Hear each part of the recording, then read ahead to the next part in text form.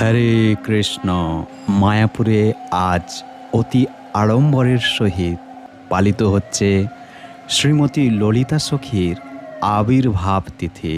ললিতা সখী হলেন শ্রীমতী রাধারানীর অষ্টসখীদের মধ্যে প্রধান এবং সর্বশ্রেষ্ঠ সখী।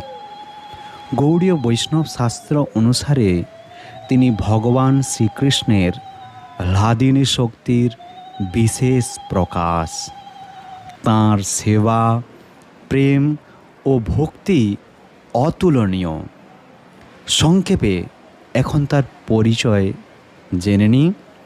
তার গায়ের বর্ণ উজ্জ্বল হলুদ বর্ণের। তিনি শ্রীমতী রাধারানীর চেয়ে 27 দিনের বড়। তাই আজ ষষ্ঠী তিথি না হলেও যেহেতু 27 দিন